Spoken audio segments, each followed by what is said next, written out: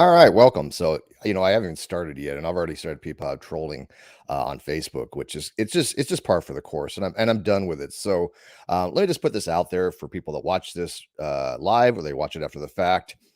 If you criticize my paper and you do not have an actual refutation for it of any kind, you're not even addressing the paper, and you've told me you have not read my paper, I will insta block you. Period. No questions asked. I don't care who you are. If you decide to troll and just say my paper is wrong without after even remotely addressing anything to it, you will be blocked. Period. I've had enough of people just saying the dumbest things about my paper, even though most of them have not read it. So just recently, Dr. Pi, who's a friend of mine, a PhD in mathematics, has taken some considerable amount of time to go through my paper and basically address certain of the typesetting stuff. Nothing of any major consequence to the validity of the paper or the soundness of the paper, but basically um, very minor details, but significant enough for me where I want it corrected. So I've spent a lot of time just kind of fixing little things here and there in my paper. I have re-uploaded a new copy just of recently. Persons that have probably not familiar with the paper are not going to notice too much difference, but there might be just a few minor things. One of the definitions was a little off on the typography, so I did fix that. So, anyways, this is the new and improved version, so to speak, that I think Dr. Pi is going to be actually doing the review on. But what they had asked me to do, a few people had asked me to do, was kind of do a very simplistic, non-logical argument, showing basically what my argument is in my paper, but not actually using the logic to do so, which I understand a lot of people are not going to go learn the symbolic logic or whatever it is. I get that. I really do. And I only did it to formalize the paper. I mean, if you're into formalism and you want some kind of formal logical structure to say, hey, why is Steve's argument a good argument? Then they could fall back on the paper I've uploaded to Academia Edu. But I think a less maybe verbose version of my paper that just says the argument, um, I think is probably it's something I'm going to be writing in the next week or two, and then I'll put it to my blog. But anyways, what I wanted to do is just kind of go through my paper. I'm not going to read the entire paper, obviously. That would take too long, and nobody really has an interest in that. But kind of just maybe go over some of the criticisms I had about the paper that are not exactly troll level, but not exactly good arguments, anyways. So let me see who's here. I'm sorry, I didn't even look at the live chat. Let me see here. Uh, there he is. Okay, we got Jeff, we got April. Hey, how you doing out there? Um, I think Jeff's read my paper. I don't know if April's had, but like I said, I posted this on Facebook, and I've already got people just you know just trolling. It's just absolutely ridiculous. All right, so anyways, my paper's been out for about a year now. I think I put it out in May. When I put yeah, May 30th. So it's been almost exactly a year. And so I think it's been plenty of time for people to do review. Now, one person did actually try to do a more formalized review, and they put it on Research Net. Landon and I had actually already had gone through it. There's massive issues with it. There's nothing of any consequence that refutes my paper, and one of the Venn diagrams makes absolutely no sense whatsoever. So that's not a refutation.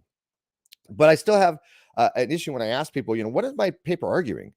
And they're not able to articulate what my paper is arguing. And that's maybe my deficit. Maybe that's a deficiency that I have, that I didn't make it so the average person who really doesn't really get into the nuances or technical aspects of these subjects could apprehend it. And again, my fault, but I didn't write it specifically for the people that are not into philosophy. I wrote it for the people that wanted my argument formalized, because I had put it on my blog, and it was pretty formal, but it was still a short version. And I know that Dr. Safadi was kind enough to put that version on creation.com, believe it or not.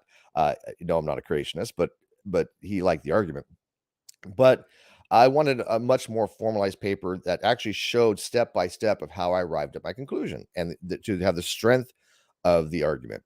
But again, when I ask people what is it actually arguing, most people can't seem to articulate what the paper is actually arguing as far as the semantic collapse, or as far as even the semiotic square of opposition. One sec.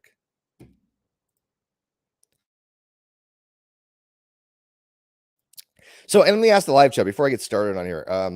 How many of you are comfortable if somebody said, "Hey, what is Steve's argument?" How many of you are comfortable to say, "Oh, his argument's this," and actually explain in detail what my paper's argument? You don't have to get into the nuances of the psi and phi and the subalterations and the contraries and the subcontraries, but basically, would you be capable of at least explaining by way of semantic square of opposition why I believe that using terminology the way that certain lay atheists do leads to an de-axiologically devaluement or an axiological devaluement of the words, meaning that they just become useless after a point. That's basically my argument. Yeah. Hey, Gamer Chick. Yeah, how are you? I'm doing well, thank you. Would anybody? Okay, so April gets it. Yeah, okay, April, and I think probably Christopher gets it out there, and Jeff probably gets it. Chemo probably gets it. Sarah, you didn't understand. Don't Sarah says the title might as well be Chinese. Yeah, no, that's okay. You're pretty, okay, Sarah. Just stick with that, okay. Yeah, people are like, God, Steve's sexist. No, I've known Sarah for a decade, and she is very pretty.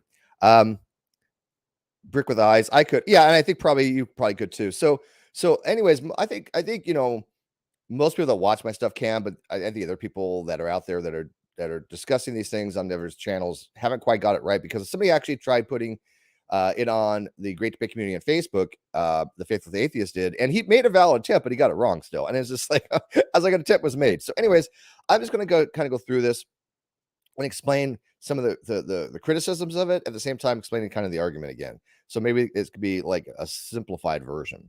So, anyways, it's called the how the presumption of atheism by way of semantic square of opposition leads to semantic collapse, and the presumption of atheism was written in 1972 or one by Anthony Flew, who was a atheist philosopher who tried to argue that atheism should be used in the weak case. In other words, that he wanted the standard understanding of atheism, which is the belief that God does not exist. Sorry, if you disagree with that, you're just wrong. I don't care anymore. You're wrong. That is the standard understanding in philosophy and academia.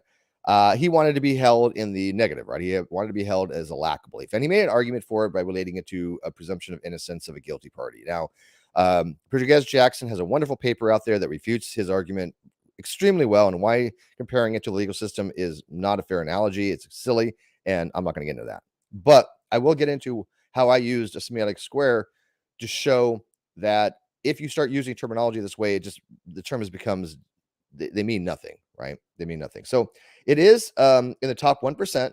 It has 2,149 views. Now, I fully admit that the top percent is based on views. It's not based on the quality of the paper, right? The quality of the paper means nothing to the percentage of the awards. It just basically the little trophy. It just means that how many people have read it. So I get that, right? I'm not trying to say that, oh, it's in the top percent, it must be right. No, there's no correlation there. You can have a crappy paper and still have a lot of people who read it for whatever reason. It will still be in the top. I get that. But I mean, it's been out there long enough where if anybody really had any substantive issues with it, they would have made them by now. I know like I said, a few people have tried. I'm addressing one or two of them that I've seen recently that just do not seem to understand my paper. I still have one or two people that will argue my paper, but they straw man it. And it's just like, I'm not going to deal with a straw man. And if you straw man my paper and you don't stop, I'm just going to block you. I have no interest in it. If you think you're not straw manning me, okay, great. Go have your argument. And then people that understand my argument will either evaluate your argument and say, yeah, Steve, they're right, or they won't. And everybody has said, no, they're not right. Steve, they've straw manned your paper. Everybody who's read anything that's written about my paper from somebody who thinks they have some massive critique about it has said no, they messed it up, they didn't understand it, they got this wrong, that wrong.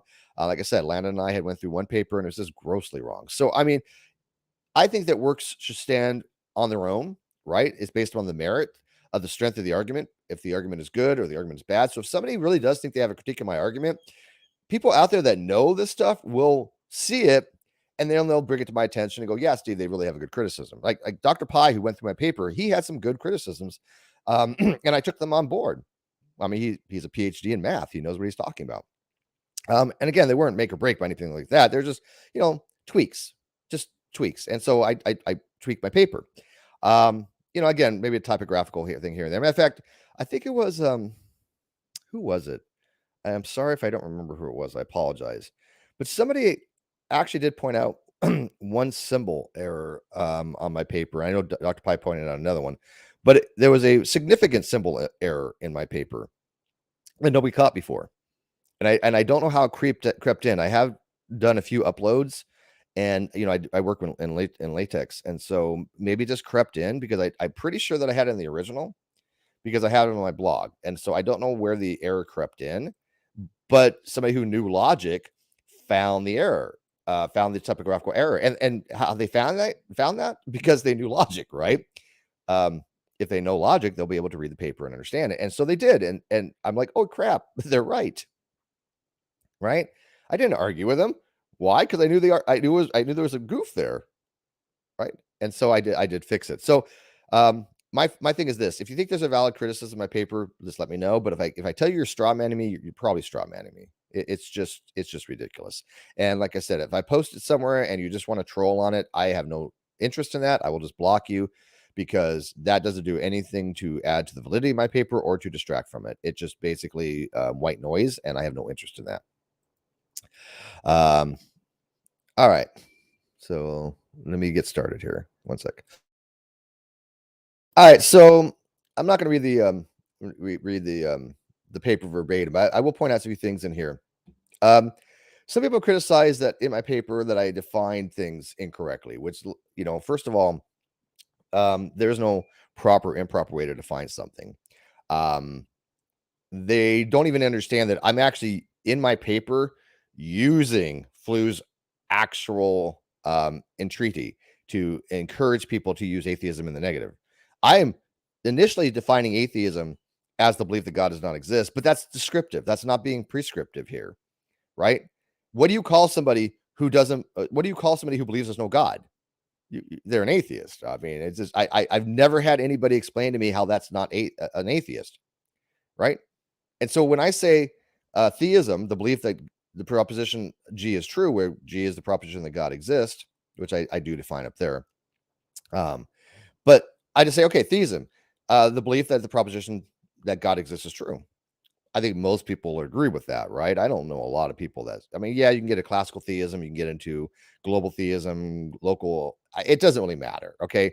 I'm not writing it in any kind of classical format. I do a non-classical theist format, but basically I'm just arguing that if somebody holds the belief there's a God, we're going to tend to put them in the theist set. And so that really nobody has had a problem with so far, right? I mean, you get a few people here and there going, well, how do you define God? Whatever. I talk about my definition for God other places. It's not relevant to the paper. It just throws molasses right into the cogs, and I just find that to be useless. It's diatribe because you've got 2,000 years of discussion about God. If people, when you read a paper, when you go read a philosophy paper, they're not going to sit there and define God over and over and give you all these properties of God. It's just not going to be of interest to somebody to read that. They're just going to say, "Oh, you believe some God exists? We're going to call you a theist." Simple as that. Yeah. All right. So definition 2 is where people say, "Oh, here's where your paper's wrong." This is as far as they get, and they stop reading, which is dishonest, right? You've defined atheism wrong. That's the biggest criticism I've seen from lay atheists. And I say atheism is the belief that G is false. Okay. They do not seem to understand. I even wrote a supplement to this called My Definition, or By Definition, to explain the difference between descriptive and prescriptive. You can argue that in a logical paper it's prescriptively defined, but at the same token, you can argue it's descriptive. I'm just saying that a person who believes that there is no God is going to be defined as an atheist. I mean, I don't know. Again, what else do you call them? So I am saying that if you have the belief that G is false, if you have the belief there is no God, I'm going to put that as atheism. I'm not arguing here that anybody who believes that G is false, well, actually, I would be. I'm not arguing that you must believe G is false to be an atheist. That's not my argument here. Okay. This is where people strawman my paper. Okay. I am not saying just because I use the word atheist there or atheism there that if you do not hold that belief, you're not an atheist. Now, personally, in my schema, yeah, I don't I'm not going to think of you as an atheist if you don't believe if you don't hold the belief there's no God. To me, you're not philosophically an atheist, but I'm still going to call you an atheist, right? It's just I'd be, an asshole not to. But I'm certainly, in my mind, I don't think you're an atheist because you're holding a different position. You're holding like the agnostic position, right? So when they say, "Oh, you're defining atheism wrong," that they're automatically out to lunch. They have no idea what they're talking about because, again, I'm just saying that if you believe that G is false, that is going to be construed as atheism, unless you want to tell me what else you want to call it. They'll say, "Well, non-theist," yeah, but that's a superset, or they'll say anti-theist. Well, there's already a use for anti-theist, right? Anti-theist means that you believe that religion or the belief in God is axiologically devaluing society. So I don't see a problem with this definition because, again, I go on to explain I'm using Flu's usages. Flu recognizes that if you have the belief that there is no God, that's atheist. That's atheism. Flu put this in his paper. Again, this is a refutation of Flu's paper. So Flu even acknowledged the standard understanding of atheism is a belief that God does not exist. So I'm refuting his paper. So it's his usages of terms that I'm going by here. I don't understand how anybody can look at definition 2 and go, oh, that's wrong. How? How? Explain to me how that's wrong. If you hold the belief that there's no God, what else do you want to call that? And as again, you just make up some semantic stuff, right? So I then break it down by weak atheism, the non-belief of the proposition G. Um, and that just is basically saying that there is a group of people that hold, if you don't believe the proposition that God exists is true, we're going to call that atheist. Okay, or atheism. Okay, so that's how I'm just kind of differentiating based upon Flu's work, Martin's work, and Smith's work. That's it. This is how I'm showing by way of semiotic square of opposition why these terms seem to break down. Okay, and this is generally how it's understood in academia. Again, you cannot refute my paper by just saying these definitions are wrong. That's not a refutation. That just shows me you have no idea what you're talking about. Because I'm literally using Flu's usages of terms. And I'm also using their uses of terms. The latheist or the lacktheist, whatever you want to call them, the new atheist TM. I'm using their terms. I am saying, okay, if you hold the belief there is no God, you're an atheist. If you don't believe there's a God, you're an atheist, according to them, right? That's their Google definition. Somebody who believes there's no God or lacks a belief there's a God. That's their definition. That's what I'm using here. I'm using their definition. That's why this is a reductio. This is what's showing if you use their definition, what happens. So when somebody says, oh, you're using the wrong definition, what does that even mean? There is no right or wrong definition. I'm using the lack of belief definition here. This is what I'm saying. If you meet either criteria, you're going to fall into atheism. That's how this square works. And I'm going to show that here in a second. So anyways, I go through and all I'm doing is in the definitions is setting up this. That's it. I'm literally just setting up these relationships. Okay. And again, you don't have to really know much about them to really understand these relationships. Some people have been saying, "Oh, you didn't set up your dissex, which is on the side here, your positive dissex and a negative dissex." And a dissex is just a relationship. Basically, best way to explain a dissex. In linguistically speaking, here, if I'm saying I believe God exists, the dissex would be the individual, which is me. It would be the object of that, which is the belief in God, and then there's what's called a spatio-temporal component, which is when and basically on current. So I believe God exists as an on current kind of thing. So there's three elements in the dissex, and so you have the positive dissex on the left and the negative dissex on the right. This is just normal semiotic square. Somebody was like, "Well, you didn't set up your dissex." So what? I don't have to define a dissex to explain the semiotic square. They don't have an explanation of the dissex in here. Nope. Do you see it? Nope. Why? Because you don't need it. I didn't have to explain to that level of detail in order to have my argument. But if you look at the square, the square does is look at relationships between contraries. That's really what it does. Hot, cold, those are contraries because in the middle you have warm, right? The opposite of hot is not cold, because you could have warm, which is not hot. And I actually wrote about this when I was dealing with logical negations versus contrary negations. But when you look at the S1 position, the S1 is basically your assertion, which is God exists. Okay. So if God exists, what's the negation of that?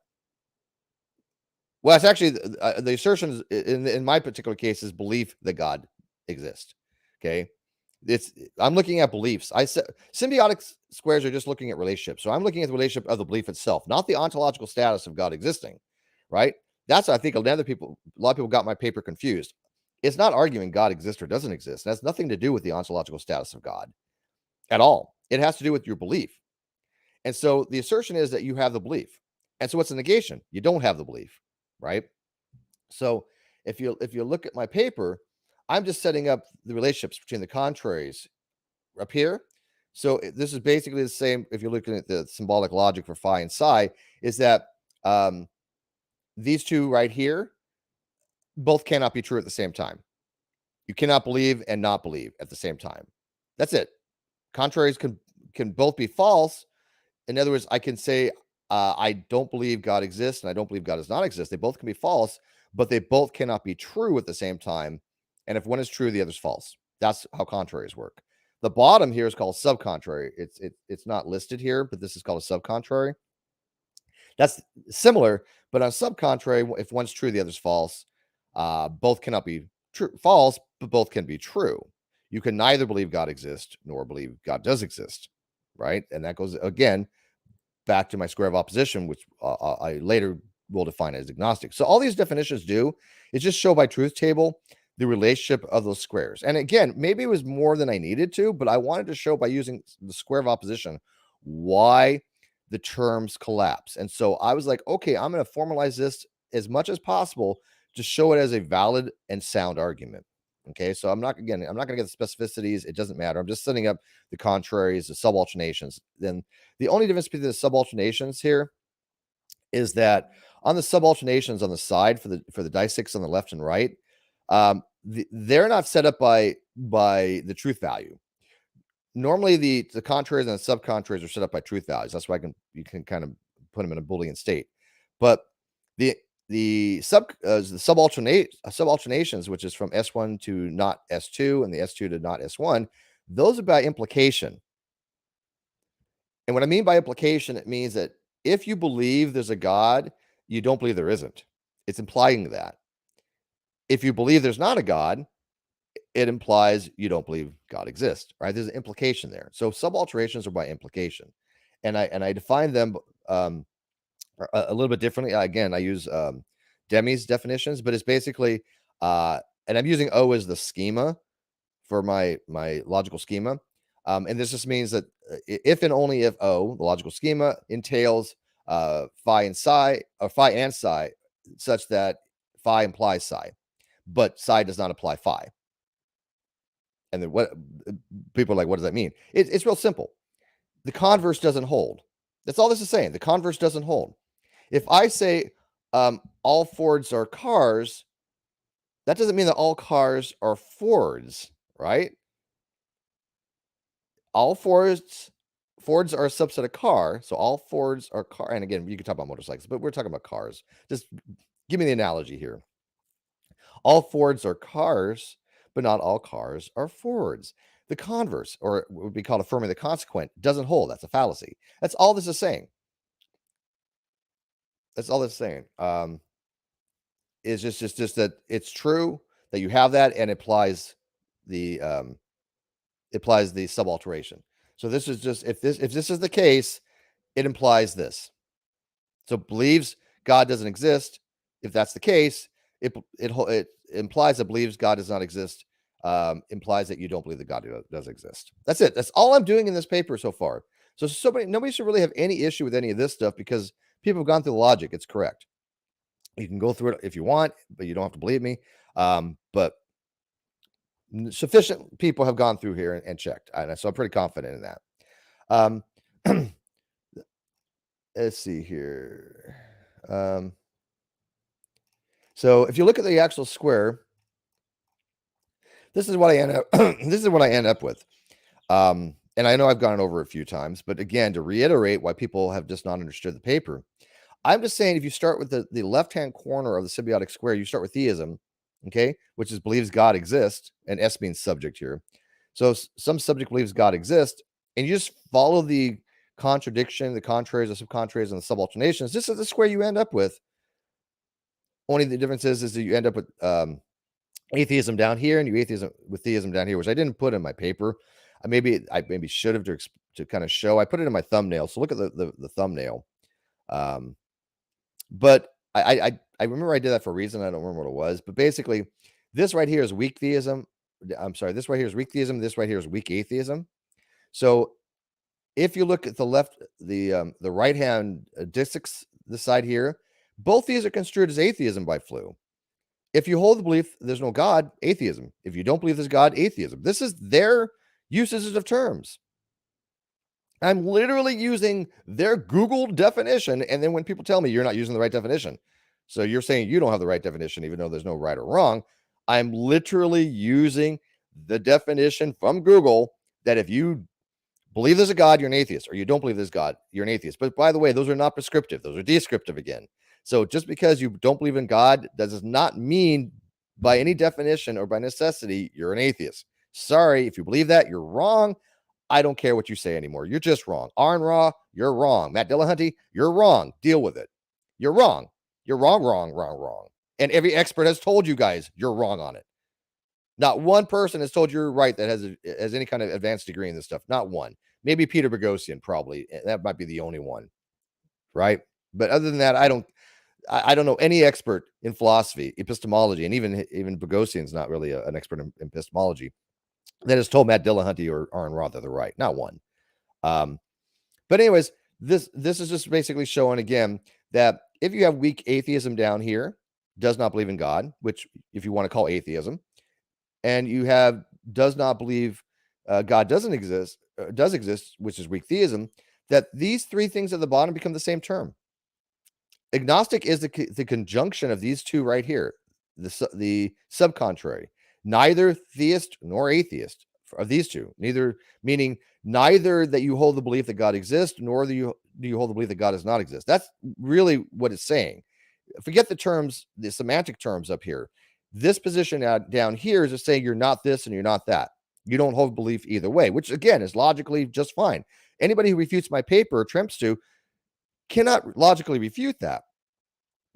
If you, this is what I keep telling people: forget about the semantic context. Just do you accept the argument that if you don't believe God exists and you don't have a positive epistemic status that God exists one way or another, you're neutral on it, you're agnostic on it, or whatever you want to call it. You have no position either way. That's it. There's nobody that should refute that because it's just basic stuff. And so, again, I didn't put it in. I probably should have, but I did show it logically that for the theist, if you believe God exists, it doesn't. It implies you don't believe God does not exist. If you're an atheist and you believe that God doesn't exist, it implies that you don't believe God does exist. And agnostic has no position either way. And so I argue here that it leads to semantic collapse because if you start using these terms this way, then the position of agnostic, the position of weak atheist, and the position of weak theist all become logically the same position. And if you just want to call that atheist, okay, then atheist agnostic become the exact same position here, which is semantic collapse because there's no axiological value to use one term over another. Because if somebody says they're an atheist and I say I'm agnostic, and somebody says, well, what do you mean by that? Oh, well, we have no position either way. We have the same position. You're using two different words for the same exact position. But I do think that people that hold the weak atheist position, the people that say, oh, I just merely don't believe in God, most of them believe there's no God. They just don't want to rationalize it. They don't want to justify it. And there's just many papers out there that talk about how much justification do you need to really substantiate a particular position. And to believe there's no God isn't that high. But when people tell me, oh, I'm 99.9999999% sure there is no God, but I'm not saying there isn't one. Yeah, you are. Yeah, yes, you are. If you're not, then you're epistemically being dishonest with yourself. If you're I mean, it's 5 sigma is what? 99.999996, if I'm not mistaken, for all you logisticians out there. I think 5 sigma is about 99.9999996. Whatever, I may add an extra 9 in there, but it's pretty high. If you're within 5 sigma convinced of something and you don't believe it, you're epistemically wrong. I mean, you have an obligation, right? There's some obligatory factors in epistemology. Are we obliged to believe something given significant reason to? Yes, there is an epistemic duty to be had there. If you're 99.9999999999999% convinced of something and you don't believe it, you are rational. You're rational because you have the epistemic duty to believe something given sufficient evidence. And you hear all these atheists out there, well, I'll believe something is with sufficient evidence. All right. So you're 99.9999999% sure there's no God, but you don't believe there's no God? You're rational. Yeah, I think Boghossian is ethics, if I'm not mistaken. I'm not sure. But anyway, so the two major criticisms of this paper that I've seen so far is just literally people saying they have a wrong definition. If that's your criticism, you're done. I'm not going to even entertain that any longer because I'm using Flu's definition and my paper is refuting Flu's work. And my definition that I'm using here, if you really understood this, is the Google definition. Both atheist and again, because what I'm arguing is this is atheism, and I'm saying this is weak atheism, but then I go on to say, okay, but if you just want to call this atheism and drop the weak, this is what you get. You get atheism as somebody who believes there's a God, doesn't exist, and you get the non-belief as well. Right? So that's really what I'm arguing. I'm just saying, okay, I'm just finding this initially, but then in my paper, I say, what happens if you drop the weak? Okay, so if you don't believe there's God, atheism. If you believe there's no God, atheism, which is Flu's argument. This is every lacktheist argument. This is everybody atheist that out there saying atheism is just a lack of belief. This is their argument. Name one atheist who argues that if you believe there isn't a God, how that isn't atheism. Please, just anybody. One person. Explain that to me. Right? You know, Lawrence, I can time you out, buddy. What do you consider anti-theist? Well, anti-theist is somebody who believes that religion or the belief in God itself harms society. If you think that religion overall adds a net negative to society, that's considered to be what's called anti-theism. Right? So you go look at the axiological value of the belief and you say, oh, look, it's devaluing society. That's anti-theist. And if you believe that religion overall adds a net, you're pro-theist, right? Or you can be neither, right? I mean, you could kind of go, well, sure, there's pros and cons. I mean, I really do neither. I think religion adds some value. And especially with culture, the cultural things that came out of religion are incredible. The art, the music, a lot of that obviously wouldn't have been the case had there not been religious overtones. So I think religion has a part to play in culture. And I think religion has a part to play with people's faith to have, something they can rely on. I got no problem with that. If people use religion and faith to believe something and it makes them feel comforted, you do you. I think what people get upset about is when people start using religion to encroach on other people's lives, right? When you start having an evangelistic or fundamentalist approach to religion, such that you are saying, my belief supersedes yours. My belief is so right that I must dictate to you how you live your life and make governmental laws to stipulate how you can live your life, and then make laws to be adjudicated if you violated those laws, like Sharia law or something like that. Then I'm absolutely against religion. I am as anti-theist as you can get against those types of things. But that's very, in a very specific case, right? Those are very local cases. When I mean local, I mean like small scope. Overall, I don't have any issue with religion as far as if religion went away, I wouldn't care, but I don't think it should be forced or gone. And I think that if it sustains and people are happy with it and it gives them joy and comfort, okay, I'm fine with that. So I'm definitely not an anti-theist, but I definitely believe that if you're using religion to step on other people's rights and you're using religion to promote your own personal beliefs ahead of science and ahead of what other people want to believe, then yeah, then you're wrong. It's just simple as that. You've broken societal contracts. If you read Scallion's a book on contractualism called "What We Owe to Each Other," which is a very dense read, and I couldn't get through all of it. I'm not even claim that I read the book even. It's just I parsed it as much as I could. But Scallion kind of argues that in society we have obligations to each other. We have a contractual obligations that if I did unto you what I think is harmful, we wouldn't have a cohesive society, right? If everybody just ran around stealing and lying and doing all these things that are against the law, society would collapse. And so we have a societal duty to each other not to go around doing these things. And if somebody breaks those societal contracts, they're punished by it, right? There's a deontological aspect that you have a duty to obey the law. And if you don't, there's going to be some punishment to it. Why? Because if you don't, that you cannot have a cohesive society. Every society that's ever been, that is existing or will ever be, I think has learned this objective fact. To me, this is in if you're talking about virtue epistemology and knowledge, this is an objective fact. Society needs rules, or it will not survive. And so, if you're grounding um, objective morality in what's called eudaimonia or the flourishing society, then for a hypothetical imperative, not a categorical, but a hypothetical imperative, then it's objectively wrong to willfully violate the law. Now, there are some negations to that. I mean, obviously, if the law is not just, then you might have a moral obligation to break that law, right? But again, we're talking about moral obligations to duty as a whole, right? So you're morally obligated in general to adhere to laws that cohere society. If the law is unjust, like for example, like Jim Crow laws or things like that nature, then you might have obviously a moral duty to violate those laws or to fight against them because those are not adding to the flourishment of society. They're degrading from them, right? So the moral obligation that you have to society is to obey laws that keep the cohesion for society.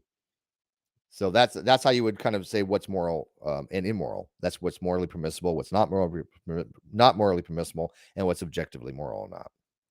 But I don't know. I've got into moral theory, but anyways, that's my view on that. All right, so let me go and kind of read the live chat. Let's see here. Hello, Gun. Yeah, we're doing. John says, yes, consider that he is possibly wrong. He has asked both qualified and unqualified people in the relevant fields to attempt to find error. As such, only grammatical errors have been found. Are you talking about my paper? Yeah, pretty much. If you're talking about paper, like I said, there's 1 or 2 typographical errors. I forgot an entailment symbol, but it's nothing of any consequence. I mean, as far as like the logical entailments here as a Boolean and all that, nobody's found a single error in that. Yeah. Every attempt to find error that ends in failure increases Steve's confidence as paper being logically correct. I agree with that. Yeah. Why wouldn't it, right? If I have experts reading my paper and they're going, man, yeah, it looks good. I can't really find anything. And I know Dr. Pies read my paper at least 3 times. I mean, thanks, man. He's read my paper at least 3 times from start to finish and taken handwritten notes. I mean, he's red lettered my paper, circle like he would grade his students' papers, because he teaches math. And I think he took it as, okay, if you turn this into me, how would I review this? And he butchered the crap out of it. Yeah, thanks, Doc. But I'm like, okay, so I went through and I re-uploaded my paper after I edited it. Changed things here, changed things there, and I think I got all of his corrections. And again, there was 1 or 2 logical issues, but when I looked at what he said, I was like, damn, dude is right. I think I did, maybe screw the pooch on this one, and it might have been something minor, like, phi and psi look kind of similar. So, right. I mean, if you look at the symbolic logic here, these 2 symbols here, phi and psi look pretty similar.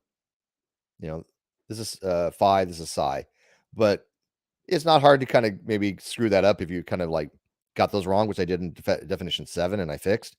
So that can happen, right? So if I put this symbol here and that symbol there, here, well, it wouldn't matter, obviously, because it's a conjunction. But I mean, you get the idea that if you missed up 2 symbols, it's not going to like completely evaluate paper. You just made a simple mistake. But I know that the truth tables are correct. He's already looked at that. I know that for the NAND function, which I use a Schiffer stroke, And then again, I'm just literally defining the semiotic square relationships by building logic, which I think is novel. I don't know anybody who's done it that way before, but it's not groundbreaking work. Again, my paper is entry level. My paper is written at entry level to philosophy, intro to logic. This is first year stuff here. Okay. This is not graduate level by any means. I don't claim it to be. I don't claim it to be past first year stuff. Literally intro to philosophy, literally intro to logic level. Okay. That's all I'm claiming it to be. It's not high school level, I don't think, but I do think it's college level. I've had 4 years of college. If I had written this in college, this would have been probably in my first year. Okay. Maybe second. I don't know. I mean, I'm gonna leave that up to the experts. If they say, yeah, this would have been accepted in a second year course, I'll accept that. But I don't have the skill set to evaluate that, and I don't know. But if you do, let me know. But if you say no, Steve, this would just be first year intro level. Thank you. I'm okay with that. If you say it's kindergarten, I'm gonna kind of hurt myself. I'm just kidding. um, so no flirting for a passing grade. Oh, John, I'll flirt for yeah. If Dr. Pye wants me to flirt with him to kind of like get a passing grade, I'm okay with that. He is going to do a full public review. I was very considerate to wait until I fixed the errors that he had pointed out because he wants to be objective, and he has he has some issues with the style and stuff like that, I guess initially. But I'm like, my paper is not going for style; it's going for convincing, and is it logically valid and sound, right? Um, and hopefully he watches this and doesn't brutalize me too bad. But anyways, so those are really the two main things I see with my paper. Again, did people just say I used the wrong definition? But again, I'm arguing literally just get rid of this weak and just atheism is somebody who believes there's a God, doesn't exist, and somebody who doesn't believe in a God. That's it. Both of them are considered to be atheism. That's Google's definition. So I'm doing a reductio here, and this is what kills me when people said, "Oh, use the wrong definition." You don't even understand my paper at that point, then, because you didn't go on past this and read that I'm dropping the weak out and just calling does not believe God exists as atheist. That's my whole argument. If you do that, it becomes the same thing as agnostic. It becomes the same thing as weak theist. And if the theist drops weak, you just end up with theism, atheism, and agnostic, which meaning the same thing. Which, by the way, I didn't come up with that. That was Dr. Oppie that noted that in his work. Dr. Oppie noted if you use atheism in the negative, you can have a person who's a theist, an atheist, and agnostic by using weak case conditions. He noted that. I just proved it. That's all I did. That's all I did in this paper is proved it. I just took what Dr. Oppie noted and I put it to a formal logical argument. That's it. So if you think that I'm wrong, you're saying Dr. Oppie's wrong. If you think Dr. Oppie's wrong, great. Write a paper and show Dr. Oppie's wrong. But nobody's done that yet. Nobody. One person wrote a refutational paper against my paper, and they put it on research.net, and they butchered the heck out of it. It just was ridiculous. But an attempt was made, and I give them props for that. So, anyways, I just wanted, like I said, to do a real quick kind of a stream on this. I don't have much time lately because people know I'm working a lot of hours. I got a promotion. So yes, I'm not gonna. I guess I'll be working more, but I'm not gonna stop streaming. Of course, I'm still doing my online stuff. Absolutely, I'm still doing non sequitur. I just don't know what day of the week. My Fridays have changed now, but on my days off, I will be streaming at nights. I'll still be having my streams. So if you want to support my channel, I put the Patreon link in. Become a Patreon or become a member of the channel. That's great too. I really do appreciate it. It does really help because I'm saving up as much as I can. So any money that comes in is really appreciative. Trust me. I think every person who has donated, I think every Patreon, I think every a member. And if you want to promote this stuff, that's great too.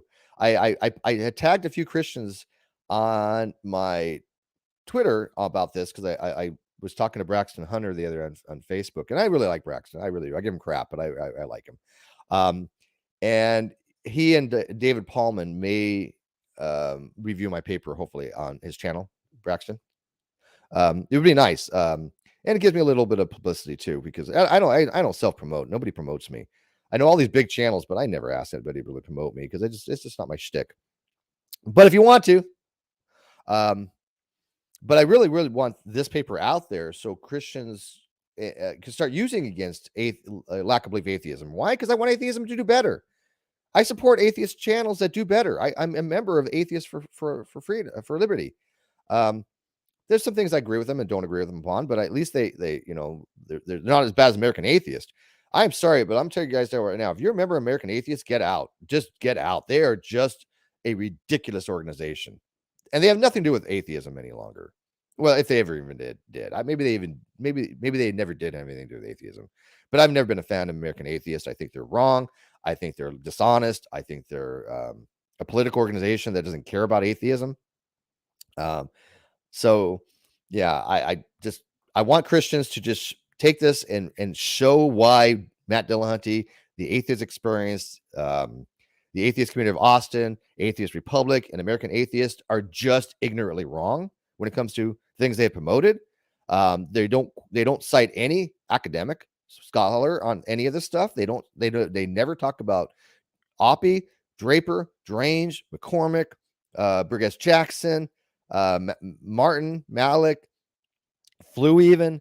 They don't talk about any of them. Sobel, none of them. None of them talked about Schellenberg, who I think he has one of the greatest arguments for atheism, which is divine hiddenness. But they don't talk about any of that stuff. They're talking all these atheist organizations. All they care about is political wokeness. That's it. They're all secular humanist things, which is fine. You can have a secular humanist group. Nothing wrong with that. But don't do it under the guise of atheism just to get bigger numbers. No, if you're going to promote atheism, promote atheism. Promote the fact that you believe there is no God. Not just, oh, I don't believe in God. No. Promote atheism as, look, theists are wrong. Let me explain to you you're wrong. That's what I want to see atheism as. It may not be my position, but I respect that. And I think it's easily justified. And when you have atheists out there lying about my paper and straw manning it, just like they do, oh, well, there are, I had, I found his tweet not too long ago that Aaron Raw put out. I think it was a tweet or Facebook, one of them. But he was like saying, I don't know any atheists to hold the position there is no gods. I'm like, what? You lie. Of course you do, Aaron. You have the position there is no God. Matt Dillahunty has the position there is no God. But that doesn't mean they claim it. They're like argument. They're like, they may believe it. That's not a claim, though. Yeah, it entails one. Technically, a belief and a claim, sure, there's some technical things why they're not the same thing, but who cares?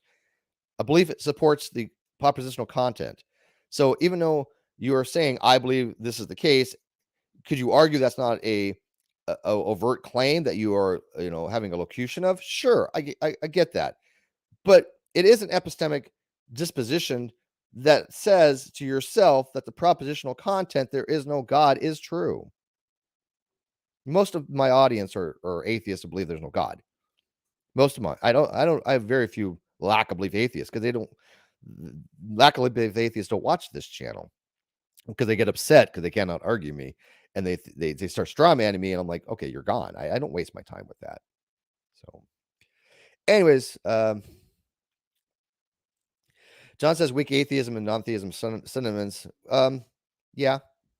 I mean, if you want to look at it as, well, no, there's synonyms, but not exactly the same thing. Synonyms just mean there's something similar, right? There are a lot of non-forms of, innocent is a form of non-theism, which is not weak atheism. It could be implied as what's called implicit atheism, which was Sniff's usage of the term. But implicit atheism, some people use implicit atheism the same as weak atheism. I generally do too. But specifically within the body of work in the academic literature, that initially Smith's usage of the term implicit atheism was not the same as weak atheism, because he was using implicit atheism to mean anybody or anything that is unaware of the position of the proposition that God exists. So babies would be implicit atheism because they're unaware. They would be explicit atheists because they're aware but don't believe God exists. which makes no sense. To me, explicit atheism in most of the other literature that I've read is somebody who explicitly says there's no God, but that's not how Smith used it. But Smith wasn't a professional philosopher anyway, so it doesn't matter. All right. Let me take some quick questions before I end this. Like I said, I just really wanted to address those two key points. People that are saying my definitions are wrong, you're wrong. Don't bother me. Two, if you think I didn't define the dissex, which is the semiotic square, the negative and positive dissex, doesn't need to. I don't need to. If you understand the grammatical implications of the subalterations, who cares, right? Again, I don't have to get into the details of, oh, I believe God exists. The positive dissex is I believe, and I'm doing it now. That's it. There's three elements in the dissex. So what?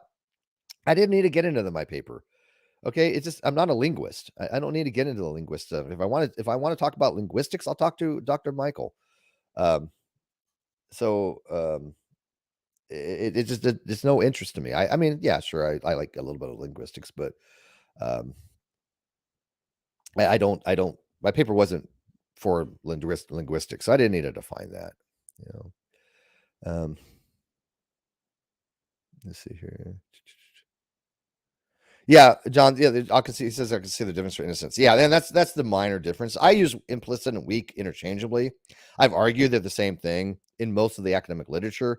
It's just the original versions were not the same thing. But it's nobody uses Smith's terminology that I've seen in the literature, so it's kind of a moot point. But like I said, I really do want people to share this paper, and I know a lot of people have, and I appreciate it. And any anybody who shares this paper in a Facebook group, oh my God, does it get shut down by people because they don't want to actually address the argument. They'll say, oh, this has already been refuted. No, it hasn't. No, it has not. My paper has not been refuted in any way, shape, or form. Been nobody that expert or layperson has refuted it. So they're outright lying. And if there is a refutation, then why aren't the experts going, yeah, Steve, um, you know, your paper's been assailed. I know a lot of smart people, a lot of PhDs. Nobody's been saying that. So, um, Chemo says, I'm trying to fully understand the axiological value being affected. Okay, good question, Chemo. If I have three words, right? I have theist, agnostic, and atheist. And the canonical way of thinking of them are this down here. They have utility right here. They have utility because if somebody says they're a theist, I know that they hold the position as a God. If they say they're an atheist, I know they have the position their God does not exist. If they say they're agnostic, I know they have the position they neither believe God exists nor believes God does not exist. This has axiological value because it explains people's positions just by saying the word. It has a connotation, right? If I say I'm a theist, it connotes that I believe there's a God. There's value to that in a conversation, a dialectic value. But if I start making these terms mean all kinds of ambiguous things, like, oh, I'm an atheist. Well, what do you mean by atheist? Are you an atheist that doesn't believe there's a God, or are you an atheist believe that God does not exist? Now the word becomes it has such ambiguity, it devalues the dialectic value. And so I'm arguing that the archaeological value is lessened because it's no longer connoting something that is just telling a person specific information. It's now ambiguous. It's lost value because I don't know what they mean by it anymore. Oh, you're an atheist? I don't know what you mean by this. You know? And then they say, okay, I don't believe there's a God, and I don't believe there isn't a God. Okay, well, I call that agnostic. Well, I call that atheist. It's the same position, but now it has two words that had independent meanings, but now has the same meaning. And a theist could do the same thing by saying, well, I don't believe there isn't a God. Oh, so you're a weak theist. You're going to drop the weak, call that a theist. Now you have a person who's potentially a theist and atheist and agnostic. That's why it is axiologically less valuable because now you're making those words useless. You've added so much ambiguity to them. They've lost discussionary or discursive value to them. Does that make more sense, Chemo? I hope that makes sense, because that's pretty much my paper. That's what I mean by semantic collapse. And maybe I should have put in here is more a discursory value, but I didn't think I needed to. Maybe if I update it again for any reason, I'll throw in the word um, discursory. But to me, it's actually logically valuing the words, because they just become so ambiguous. People have argued. Oh, this is another argument that people have said, and maybe I should have thrown this in. Oh, well, words have polysemous. Words can have multiple definitions. What? Well, so what though? In the course of a specific domain of discourse course, you don't have one word that means 1,000 things. In the course of biology, if somebody says, "Hey, I took a course in evolutionary biology, and the definition of evolution meant just change," no, it's always going to mean, a change of allelic frequency or heritable traits. There's things specific to what that word is used in the domain of discourse. You don't have a lot of ambiguity in that. I mean, so yes, a certain word could be used multiple different ways, but by the context of the discussion, you're understanding that the ontological discussion of God existing, we're knowing that we're using it in a marked condition. And marked basically means how a word is generally understood without having any kind of um, external extraneous information to it, I should say. Right? There's something internal to the conversation that's happening in a marked language that you don't need to explain anything, right? And we see this all the time with certain things. Again, if you're in a biology class and you use the word evolution and it's unmarked, which means there's no caveat of what they mean by it, like chemical evolution, it's marked such that you don't have to go into detail what you mean by it. It is understood as a change of allelic frequency. And so a lot of words are marked in a condition for a domain of discourse as just by that's how it's used in that particular discussion. Right? In science, the word theory has a very specific thing, right? A well-substantiated body of evidence that explains natural phenomenon and makes consistently accurate predictions. So when a scientist is talking about the theory of gravity, we don't have to explain what theory means. It's marked. Well, actually, I should say it's unmarked. I should actually say it's unmarked because you don't need to add anything to it, right? I actually should change that. Technically, it's actually unmarked because you don't need to add anything to it. When you need to change the way the word is used, then you need to mark it with something else, if I'm using that correctly. Because if I say the word evolution, but I mean chemical evolution in a biology class, I need to explain I am talking about chemical evolution now. I need to throw that in there because it's not being used in a in the way that you normally would use that word. So that's the difference between marked and unmarked. And so that's what I mean by axiological evaluation. Yeah.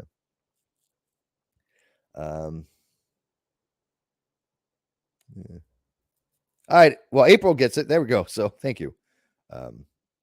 Anyways, like I said, I'm going to end this. It is really hot today, and I'm sitting here sweltering. So I just want to get something quick out. Maybe I'll do a stream later on tonight. I'm off tonight. I don't go back to. This is the only day I have off, by the way. I get one day off this week. Yeah, this is what happens when you step up, right? But tomorrow I don't go until like 2:30. So I might stream tonight if you guys want to just hang out and have a beer stream or something. But let me know what you think of this. I want it to be easily digestible, so I'm leaving it for an hour. I set aside an hour for this. But let me know in the comment section. Again, if you want to become a member of the channel, please support the channel. If you want to put Patreon, I will really appreciate it. I know my Patreon is quite a bit lower than it ever was, and I understand that.